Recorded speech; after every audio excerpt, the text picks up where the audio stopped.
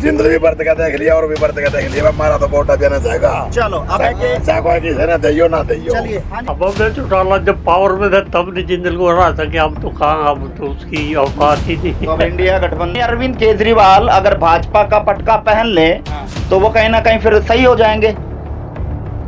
देखो मतलब कि इसका क्या क्या सकते हैं जब नवीन जिंदल हो सकते हैं तो केजरीवाल भी हो सकते हैं। हो सकता है जी ऐसा। हो सकता है हाँ। यानी कि जो बीजेपी में आएगा वो वॉशिंग मशीन में धो जाएगा। हाँ ऐसा लगता है। ऐसा लगता है। ऐसा है, अगर कोई पश्चाताप करके और देश की सेवा करना चाहता है तो उसमें हर्ज भी कुछ नहीं है। लेकिन ऐसा है कि वो सारे के सारे, मैं इस चीज को मानता हूँ कि भ्रष्ट हैं लोग, लेकिन कुछ तो अपने अंदर सुधार भी, पश्चाताप भी कर लेते हैं लोग हैं। जी 2014 में जनता ने जिंदल को इसलिए हराया था कि ये भ्रष्टाचारी है। आज फिर भ्रष्टाचारी है, खुद का तो है नहीं, जनता तो वही है। फिर अब अब की बार फिर जिंदल की बारी है दोबारा। हाँ बिल्कुल, ये तो खुद मोदी ने कहा था। मोदी के कहने से लोग वोट दे। अगर मोदी का ही बंदा हो गया, मैं बनूंगा चौटाला बनना चाहिए, अगल बनना चाहिए। हाँ बिल्कुल। देखिए हम आपके मन की जानने आए भी क्या होना चाहिए। हम तो चौटाला बना के राजी हैं। तो प्रधानमंत्री कौन होगा? प्रधानमंत्री तो कांग्रेस तो लड़ती तो थोड़ा बहुत मुकाबला भी कांग्रेस ही लड़ रही है, लेकिन बस वो मन तो नहीं मिलते ना। लगातार लोगों की राय जानने के लिए हम गांव दर गांव और शहर दर शहर और वार्ड दर वार्ड और पार्क दर पार्क जा रहे हैं, जहां लोगों की राय जानेंगे कि आखिरकार लोगों का मन क्या है। ज्यादा विलंब ना करते हुए सीधे ही बातचीत कर लेते हैं कि बाबूजी का आपकी बार कुरुक्षेत्र लोकसभा को लेकर क्या मन है। नमस्कार बाबूजी। नमस्कार। क्या नाम है? शेर सिंह है जी। अच्छा शेर सिंह जी, क्या मन लगता है अब की बार? तीनों उम्मीदवार मैदान में आ चुके हैं। इंडिया गठबंधन ने डॉक्टर सुशील गुप्ता को उतारा है, भाजपा ने नवीन जिंदल को उतारा है, और अब इसमें ऐसा है कि कैंडिडेट के साथ साथ हमने पार्टी को देखना है कि कौन सी पार्टी देश के लिए बेहतर कर सकती है। तो जैसा कि अब तक के रिकॉर्ड में मेरी उम्र 74 साल की हो चुकी है और अब तक तो मैं कांग्रेस को भी खूब वोट दिए हैं, बीजेपी को 10 साल पीछे से वोट देते आ रहे हैं, और इन 10 सालों के अंदर जितनी डेवलपमेंट बीजेपी के शासनकाल में हुई है ना, मोदी के शासनकाल में, वो हर दृष्टि से, चाहे हमारे देश का जो ना वर्ल्ड लेवल पे नाम चमकाने वाली बात है, चाहे हमारे देश का इंफ्रास्ट्रक्चर है, चाहे हमारे देश के अंदर जो ना किसी भी प्रकार से हर दृष्टि से हमारे देश को जो ना बीजेपी ने आगे की ओर बढ़ाया है। लेकिन वही हर वर्ग भी दुखी है। कर्मचारियों वो सड़कों पर हैं, किसान है वो सड़कों पर हैं, खिलाड़ी हैं वो दिल्ली की रूपरेखा आपने देखी होगी, तो उसको लेकर भी कहीं ना कहीं नाराजगी लोगों के अंदर।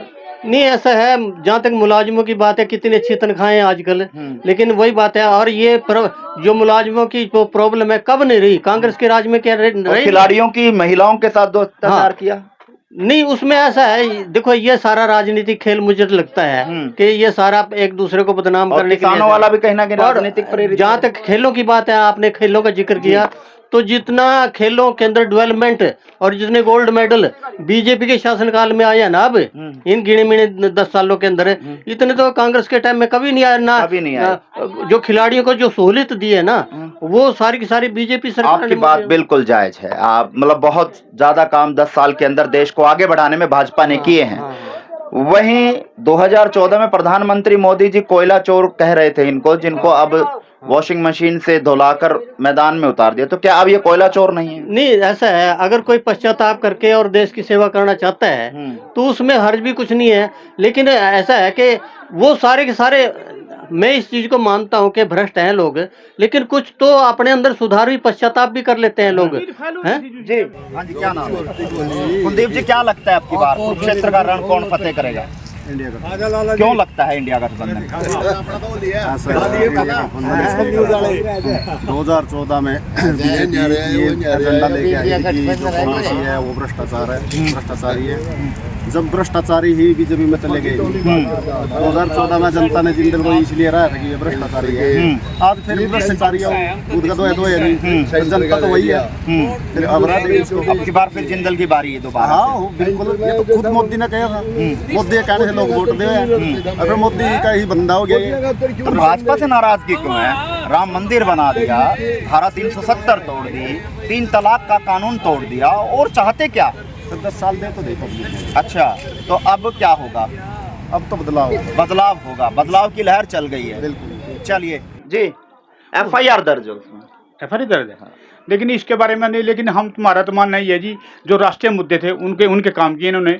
जैसे 370 धारा तोड़ी, मंदिर बनाया जो 500 साल से लटका हुआ था। तो और मतलब ये जैसे कि अपनी मतलब यूपी में हालात कितने खराब थे, वहाँ बहुत सुधार हुआ है। यानी अरविंद केजरीवाल अगर भाजपा का पटका पहन ले तो वो कहीं ना कहीं फिर सही हो जाएंगे।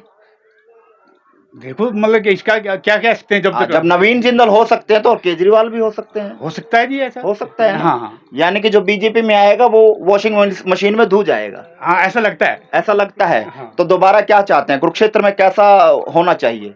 देखो जी, जो कंपैरिजन हम करते हैं, जो इस टाइम कैंडिडेट मौजूदा कैंडिडेट है, उनमें सबसे अच्छे हैं। कौन? नवीन जिंदल। चलिए। अच्छा सतपाल जी, क्या लगता है आपकी बात? मैं क्या लगा हाँ, मैदान में 3 धुरंधर हैं। मन बनूंगा अभी चटाला पड़ना चाहिए। गलत पंडित जी।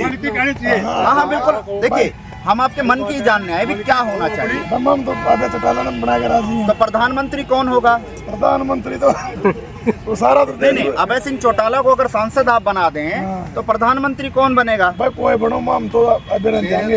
अच्छा, अभियान देंगे। हाँ चलिए। अबे ना बनो, बस ना बनो। चलिए, नहीं बात ठीक है। देखिए, मन की बात है इनकी, अभय के साथ है, अच्छी बात है।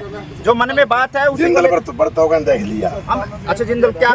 जिंदल भी बरत का देख लिया और भी बरत का देख लिया। हमारा तो वोट अभियान जाएगा। चलो, अभय के कोई किसी ने दियो ना दियो। चलिए। हाँ, क्या नाम तो बता दीजिए। पवन कुमार जी। अच्छा, पवन जी, क्या लगता है? भाई ये बात जो बता रहे हैं बिल्कुल सही कह रहे हैं जी। सही कह रहे हैं। हाँ जी, हाँ जी। तो आप भी नवीन जिंदल? बिल्कुल बिल्कुल। चलिए, आपका क्या कहना है? ठीक है, सिंगल साइड ही इलेक्शन है। अब अभय चौटाला जब पावर में था तब नहीं जिंदल को हरा सके। अब तो कहाँ, अब तो उसकी औकात ही नहीं। तो अब इंडिया गठबंधन है, कांग्रेस और आम आदमी पार्टी। आम आदमी पार्टी की कोई खास नहीं। अगर कांग्रेस तो लड़ती तो थोड़ा बहुत मुकाबला भी होता। कांग्रेस ही लड़ रही है, लेकिन बस वो मन तो नहीं मिलते ना। तो ना कहीं उलटफेर हो सकता है। ना कोई संभावना नहीं। तो नवीन जिंदल जी। हाँ, चलिए। हमारा तो क्लियर है। अच्छा, जोगिंदर जी, क्या लगता है? लड़ा मिला, लेकिन आपका मन क्या कहता है? अच्छा, किधर ऊंट बैठेगा? नवीन जिंदल जी आए मैदान में। अच्छा, कुछ नहीं कह सकते, अभी मन है नहीं है। टक्कर है, किस की टक्कर है? कोई भी उसका है। अच्छा, जिंदल की है, अभी की है। अच्छा, जिंदल अभी की है। तीसरा कैंडिडेट कौन सा है? डॉक्टर सुशील गुप्ता, इंडिया गठबंधन का। आपका है। अच्छा, चलो, आपका क्या कहना है? नवीन जिंदल जी। नवीन जिंदल जी। बिल्कुल। तो 10 साल बाद आए हैं मैदान में। 10 साल बाद आए हैं मैदान में, जब मौका मिले जब ही आते हैं मैदान में। अच्छा। मेरे को उतार दो लोग ये मैदान। कहते हैं कि डर कहीं ना कहीं ईडी के डर से, कहीं ना कहीं जेल जाने के डर से है, वो अब मैदान में उतरे, उनका मन नहीं था आने का। ऐसा कोई डर नहीं होता जी, चाहे मेरे को उतार दो।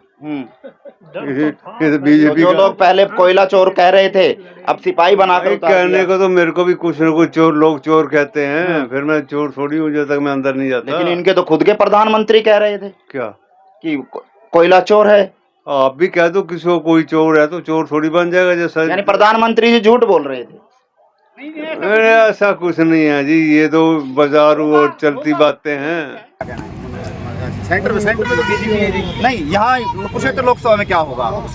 ये तो जी लोकसभा में तो मिक्सी सरकार है। अच्छा, पूरे बहुमत से तो शायद किसी। अच्छा, शायद ही किसी के आए।